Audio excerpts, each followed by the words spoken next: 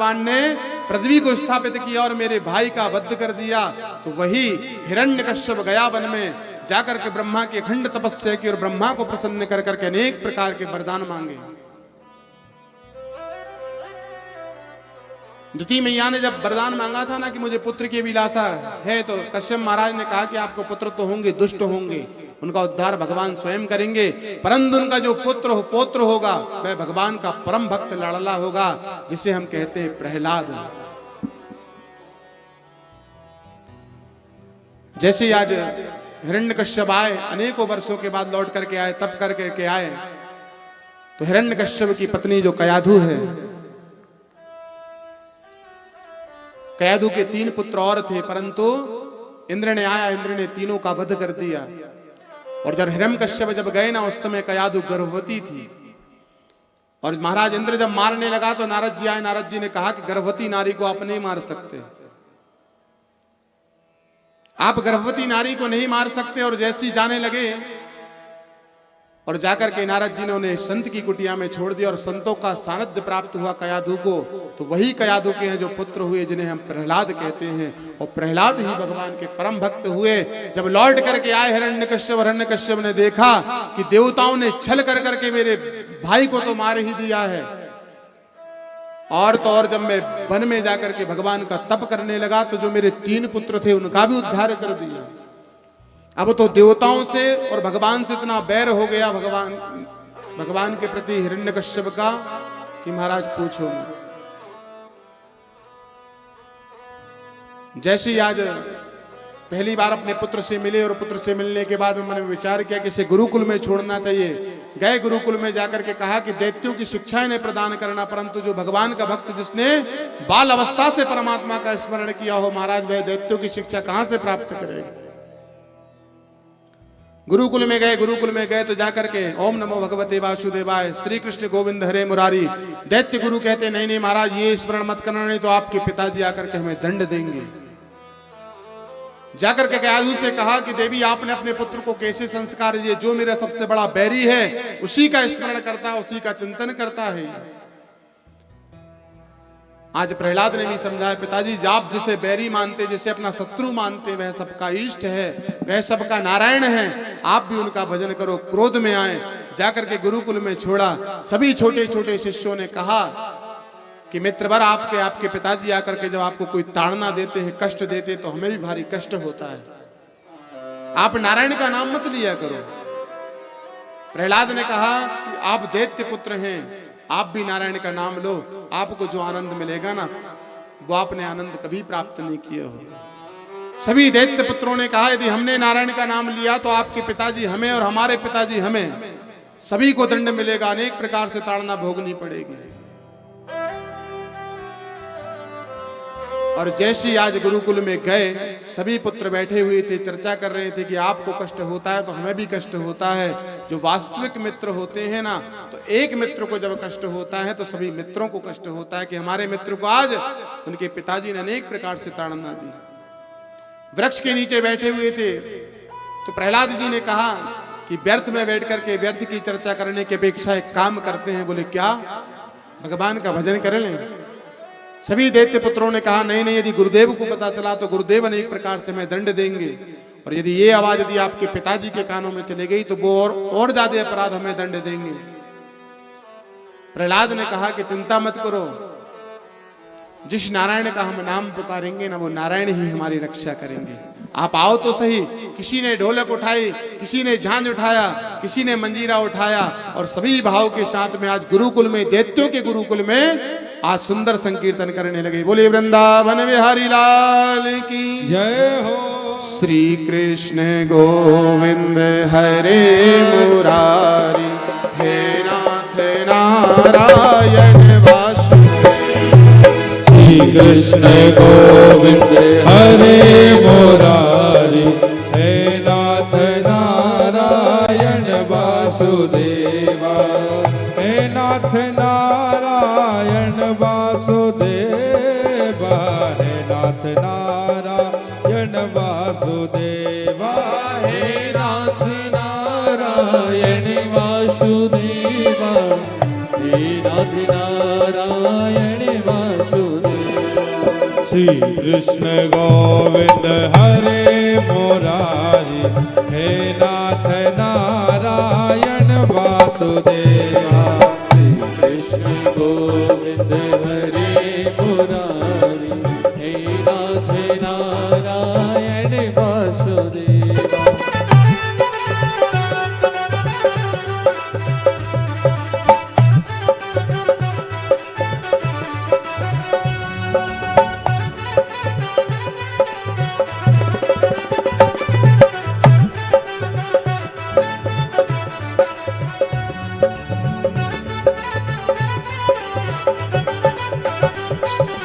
हे नाथ नारायण वासुदेवा, हे नाथ नारायण वासुदेवा।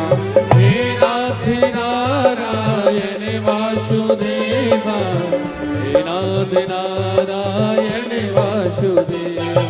श्री कृष्ण गोविंद हरे मुरारी, हे नाथ नारायण वासुदेवा।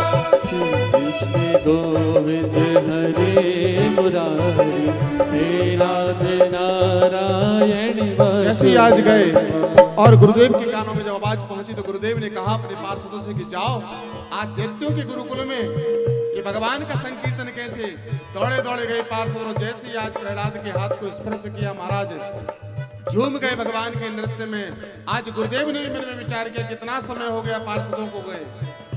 गुरुदेव भी आए, गुरुदेव ने रोकना चाहा, परंतु भगवान के नाम में इतनी शक्ति है महाराज, स्पर्श करते ही ना तो दैत्य जो जितने भी पार्षद थे सब नृत्य करने लगे। गुरुदेव ने स्पर्श किया तो गुरुदेव से रहा नहीं गया और गुरुदेव भी झूम करके भगवान के कीर्तन में नाचने लगे। श्री कृष्ण गोविंद हरे मुरारी, हे नाथ नारायण वासुदेवा। श्री कृष्ण गोविंद हरे मुरारी, हे नाथ नारायण वासुदेवा।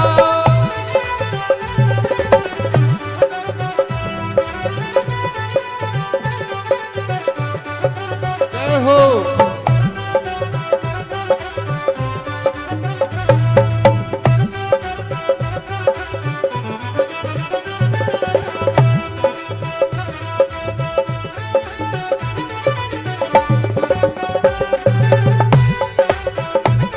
अच्छा एक बात है, अभी तो चलो तीसरे दिन की कथा है, कल तो भगवान राम का भी अवतरण होना है और बाल गोपाल का भी।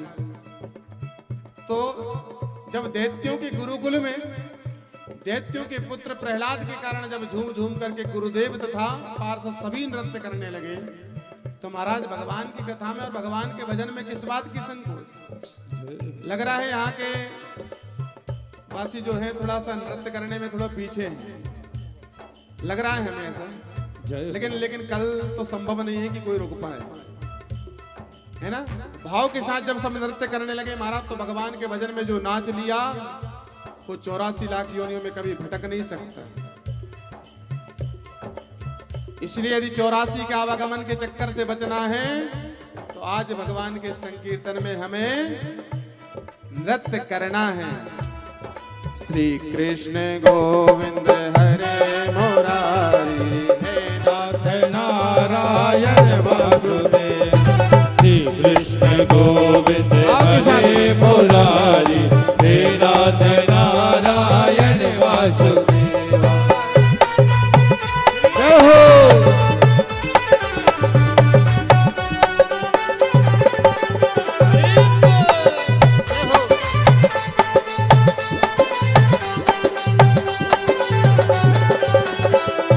काली कमली वाला मेरा यार है, काली कमली वाला मेरा यार है। मेरे मन का मोहन तू दिलदार है, ओ काली कमली वाला मेरा यार है, मेरे मन का मोहन तू दिलदार है। तू मेरा यार है, मेरा दिलदार है। तू मेरा यार है, मेरा दिलदार है। ओए ओए ओए काली कमली वाला मेरा यार है। आओ के साथ में मेरे मन का मोहन तू दिलदार है। काली कमली वाला मेरा यार है, दिलदार है। पागल प्रीत की एक ही आशा, दर्द दिल दर्शन का प्यासा, दर्द दिल दर्शन का प्यासा, दर्द दिल दर्शन का प्यासा। पागल प्रीत की एक ही आशा, दर्द दिल दर्शन का प्यासा, दर्द दिल दर्शन का प्यासा, दर्द दिल दर्शन का प्यासा। जो नाच रहे वो तो ठीक है, जो नहीं नाच रहे जरा दोनों हाथ ऊपर कर लो अपने, दोनों हाथ उठा करके ताली बजाएंगे। वो काली कमली वाला, हो काली कमली वाला मेरा यार है, काली कमली वाला मेरा यार है, मेरे मन का मोहन तू दिलदार है। ओ काली कमली वाला मेरा यार है, मेरे मन का मोहन तू दिलदार है।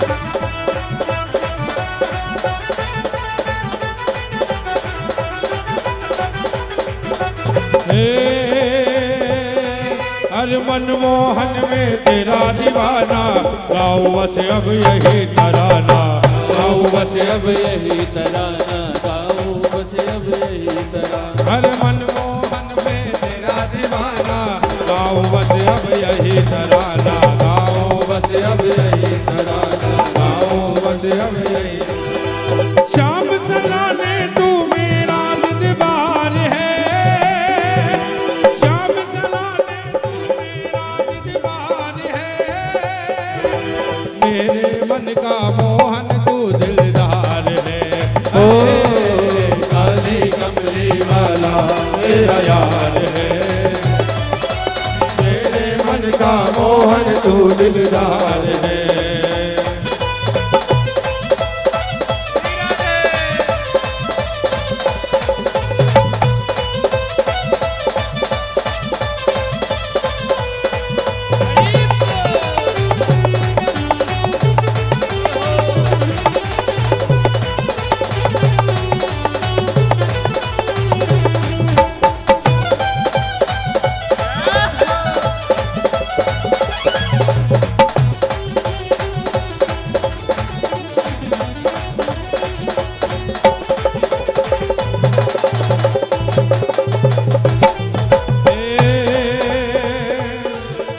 नट घट बंसी वाले गोकुल के राजा, मेरी ही अखियाँ तरस रही अब तो आजा।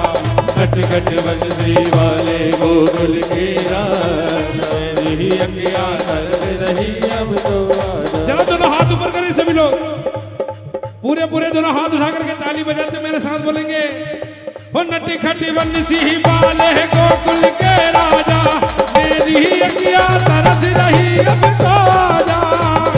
बंसी वाले गोकुल के राजा, अखियाँ तरस रही अब तो आजा। हरे श्री कृष्ण गोविंद हरे मुरारी, हे नाथ नारायण वासुदेव, हरे मुरारी, हे नाथ नारायण वासुदेव, हे नाथ नारायण वासुदेव, हे नाथ नारायण वासुदेव। वासुदेवा।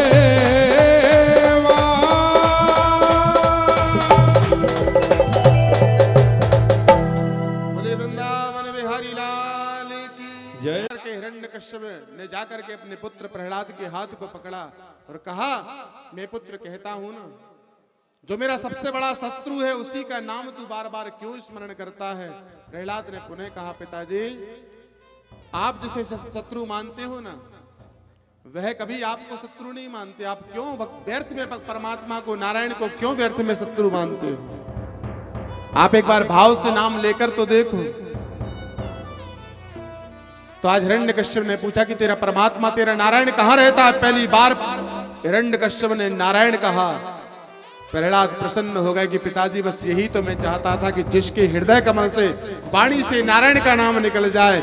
आज मेरे पिताजी ने यही कहा ना, क्रोध में कहा चाहे कैसे कहा, बता तेरा नारायण है कहाँ। जाकर के पुत्र को लेकर के गए और अपनी पत्नी कयाधु से कहा कि तूने यही शिक्षा दी पुत्र को। कयाधु को अनेक प्रकार से ताड़ना दी और कहा कि बता तेरा नारायण कहाँ बसा है। पता है प्रहलाद ने क्या कहा, पिताजी आप भाव से देखो तो सही, परमात्मा मेरा नारायण हर जगह व्याप्त है। हिरण्यकश्यप ने कहा क्या तेरा परमात्मा इस खम्भ में है? हम कह रहे इस खम्भ में है, मारो इसमें मूड़े दी किसी को, यदि परमात्मा ना मिले तो फिर कहना। जैसे इसे मारोगे तुरंत परमात्मा की याद आएगी कि हे भगवान जोर से लग गई, है ना, लोहे का है लगेगी तो। जैसे ही कहा इस खम्भ में परमात्मा है तेरा, तो प्रहलाद ने कहा पिताजी हर जगह व्याप्त है, आप जहां चाहो वहां परमात्मा के दर्शन करो। क्रोध में आए हिरण्यकश्यप महाराज और जैसी जोर से जाकर के आज जैसे ही खम्भ में मुष्टिक प्रहार किया, धड़ाम की आवाज आई और धड़ाम की आवाज आने के बाद में दिव्य रूप में आज नरसिंह भगवान प्रकट हो गए। बोलिए नरसिंह भगवान।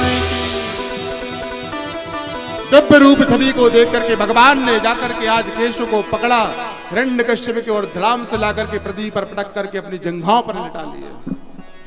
हिरण्यकश्यप भी मुस्कुराया, बोले आप हो कौन? भगवान मुस्कुराए के भी थोड़ी देर पहले जिसका नाम लिया था मैं वही हूं। बोले मैं तो भूल गया कि किसका नाम लिया था। बोले याद करो। बोले नहीं नहीं महाराज याद नहीं आ रहा। बोले बताओ कौन हो? जैसे आज भगवान ने अपना परिचय दिया ना कि जो आपका पुत्र नारायण का स्मरण करता मैं वही नारायण हूं। आज हिरण्यकश्यप महाराज हाथ से छूटा, धड़ाम से खड़ा हुआ और भगवान को पकड़ना चाहा। भगवान ने पुनः पकड़ लिया महाराज और ले जाकर के दहरी पर जाकर के भगवान बैठ गए और अपनी जंघाओं पर लेटा लिया। हिरण्यकश्यप मुस्कुराया, कहा कि महाराज यदि आप नारायण हो। दूसरी बार आज हिरण्यकश्यप ने नारायण का नाम लिया। यदि आप नारायण हो तो आप मुझे मार नहीं सकते। भगवान ने कहा कहो तो सही कि महाराज क्यों नहीं मार सकते? बोले मुझे पता था आपने बारह का रूप लेकर के मेरे छोटे भाई हिरण्याक्ष का उद्धार किया, तभी मैं तप कर करके ब्रह्मा को प्रसन्न किया और ब्रह्मा से मैंने इतने वरदान मांगे, आप मुझे नहीं मार सकते। मुझे पता था नारायण वाला छलिया है। आज तीसरी बार परमात्मा का नाम लिया। भगवान ने कहा अंत चरण में जिसने नारायण का नाम लिया हो, इष्ट का नाम लिया हो, उसका उद्धार तो होना ही है। भगवान मुस्कुराए और पूछा कि क्या क्या वरदान मांगे जरा बताओ तो। हिरण्यकश्यप ने कहा, बोले महाराज ना तो आप मुझे दिन में मार सकते हो ना रात में मार सकते हो। भगवान ने अपनी गर्दन घुमाई और कहा देखो हिरण्यकश्यप तनिक बाहर तो देखो, ये संध्या काल का समय न ये दिन है न रात्रि है, ये गौधूली बेला है। हिरण्यकश्यप ने कहा बात तो सत्य है महाराज, लेकिन मैं जानता था कि नारायण बड़ा चालू है, कुछ भी गड़बड़ कर सकता है, इसलिए और वरदान मांगे। बोले क्या वरदान मांगे? बोले मैं बाहर मरूं ना अंदर मरूं। भगवान मुस्कुराए, बोले वरदान मांगे भी तो ऐसे ही मांगना था, और कुछ मांग लेता। हिरण्यकश्यप सत्य बताना भी बाहर है अंदर है। हिरण्यकश्यप ने टेढ़ी निगाह से देखा, महाराज मैं तो दहरी पे लेटा हूं, न द्वार के अंदर हूं न बाहर हूं। फिर मुस्कुराया, बोले नहीं मार सकते। नारायण हो तो क्या हुआ, चौथी बार परमात्मा का नाम लिया। नारायण हो तो क्या हुआ, बस इसी में नारायण का नाम तो लिया ना। बोले नहीं मार सकते। बोले क्यों? मैं अस्त्र से मरूं ना शस्त्र से मरूं। भगवान ने दोनों हाथ खड़े कर दिए। सत्य बताना हिरण्यकश्यप, मेरे हाथ में कोई अस्त्र है ना शस्त्र है, मेरे नाखून ही पर्याप्त है। बड़े बड़े नाखून हैं नरसिंह भगवान के, यही पर्याप्त है ना, अस्त्र की जरूरत ना शस्त्र की जरूरत। तो हिरण्यकश्यप ने कहा अभी भी नहीं मार सकते महाराज, मैंने वैसी 6 वर्ष तक तपस्या नहीं करी, मैं जानता था। तो बोले और क्या वरदान मांगे, एक साथ सब बता दो। बोले नहीं नहीं नहीं बताओ, आप तो बताओ। बोले और क्या वरदान मांगे हैं? मैं पशु से मरूं ना मनुष्य से मरूं। भगवान मुस्कुराने लगे, सब तो बताना। मेरी इस मूर्ति को देखो, इस छवि को देखो, मैं पशु नजर आता हूं या मनुष्य नजर आता हूं? हिरण्यकश्यप ने कहा ना तो आप मनुष्य हो ना पशु हो, आप तो नारायण लगते हो। जैसे ही नारायण कहा 5वीं बार आज नारायण का नाम लिया। धन्य है हिरण्यकश्यप, 5वीं बार भगवान का नाम लिया। भगवान ने कहा और क्या वरदान मांगे? बोले और वरदान मांगे कि 12 महीने में मैं कभी भी ना मरूं। भगवान ने कहा मैं जानता था कि भक्त बड़ा विचित्र है और ब्रह्मा भी देने वाले बड़े विचित्र है, क्या मालूम क्या क्या वरदान दे दे। इसलिए 13वां महीना मन बनाया है, परसोत्तम का महीना। जैसे ही कहा कि परसोत्तम का महीना चल रहा है, हिरण्यकश्यप ने कहा कि 13वां महीना भी होता है क्या? भगवान ने कहा तेरे लिए बनाया है 13वां महीना। बोले मुझे पता होता तो 13 महीने में मैं कभी भी ना मरूं, ये वरदान मांग लेता। बोले महाराज अभी भी आप मुझे नहीं मार सकते। बोले क्यों? और क्या वरदान बता दो इस बार में। तो बोले इस बार तो मैंने ऐसा वरदान मांगा था, आप तो मुझे मार ही नहीं सकते। बोले मैं विधाता की बनाई हुई सृष्टि की किसी भी वस्तु और किसी भी चीज से ना मरूं। भगवान ने कहा वारे हिरण्यकश्यप, विधाता को हम बनाते हैं कि विधाता हमें बनाता है? हम तो नारायण हैं। और जैसे ही महाराज नारायण कहा, उछल करके भगना चाहा। भगवान ने अपना दिव्य रूप दिखाया, अपने हाथ को ऊपर किया और जाकर के जैसे हिरण्यकश्यप के हृदय कमल पर लगाया, लगा करके महाराज 2 धड़ को अलग अलग कर दिया और आत्मियों को गले में धारण कर दिया। क्रोध से इतना क्रोधित हो गए भगवान, क्योंकि जिसने भगवान के भजन करने वाले भक्त को रोका। भगवान को क्रोध इसलिए आया कि जो प्रहलाद जो है भगवान का भजन करता था, इसे रोकता था, शब्द कहता था। इसलिए भगवान आज क्रोधित हुए और क्रोध में आकर के आत्मियों को गले में धारण कर लिया। सभी देवता भयभीत हो गए कि नारायण को क्रोध आया है, पृथ्वी पर प्रलय आ जाएगा। दौड़े दौड़े गए लक्ष्मी के पास, बोले देवी आपने पतिदेव को संभालो, यदि आपने अपने पति का क्रोध शांत नहीं किया ना, इस पृथ्वी पर प्रलय आ जाएगा। लक्ष्मी जी ने कहा इतनी सी बात, पति जी तो हमारे मुट्ठी में है। हर पत्नी बेचारे यही करती कि पति तो हमारी मुट्ठी में है हमारा, लेकिन पतिदेव कब निकल गए मुट्ठी से ये पता ही नहीं चलता है। लक्ष्मी जी भी यही सोच रही थी। लक्ष्मी जी ने दौड़ लगाई और दौड़ लगा करके जैसे ही पहुंची, और जब भगवान बारह का रूप जब भगवान नरसिंह का जब रूप देखा ना, तो देख करके कहा भगवान के ऊपर जो सभी आकाश मंडल में खड़े थे, महाराज ये मेरे पतिदेव नहीं हो सकते। मेरे पतिदेव तो इतने सौम्य हैं, ये मेरे पतिदेव नहीं हो सकते। बोले यही आपके पतिदेव नारायण हैं। जैसे ही लक्ष्मी जी 2-4-5 कदम आगे बढ़ी और भगवान ने जैसी जोर से हुंकारा लगाया, लक्ष्मी जी ने जो दौड़ लगाई महाराज, तो सीधे बैकुंठ धाम में जाकर के सांस दी। बोले आज नहीं भक्ति तो पता नहीं ये क्या करते महाराज, ये मेरे पतिदेव नहीं है। भगवान के क्रोध को शांत करने वाला कोई है तो भाई भगवान का भक्त है। जाकर के प्रहलाद को अपने अश्रुओं से आज मस्तक से कमल को धुलाया। भगवान ने पूछा मांगो प्रहलाद क्या चाहते हो, क्या वरदान चाहिए? जिसे परमात्मा मिल गया महाराज से कुछ नहीं, बस प्रभु आपकी इस दिव्य छवि के दर्शन मुझे, आपके दर्शन मुझे होते रहे, मुझे और कुछ नहीं चाहिए। और यदि देना ही चाहते हो तो प्रभु बस एक वरदान मुझे दे दो, मेरे पिताश्री को मुक्ति प्रदान कर देना। बोले धन्य है प्रहलाद, यदि आपकी जैसी संतान जिस कुल में होती है ना, उसका एक कुल नहीं 101 कुल का उद्धार हो जाता है। आप अपने पिताजी की मुक्ति क्यों चाहते? उसकी मुक्ति तो हो गई है। भगवान के हाथ से मरना भी मुक्ति है और बचना भी मुक्ति है। आपके जैसा पुत्र जिस वंश में हो, उसके पिता का उद्धार क्यों ना हो? क्यों चिंतित होते? उनका उद्धार तो होना ही था प्रहलाद।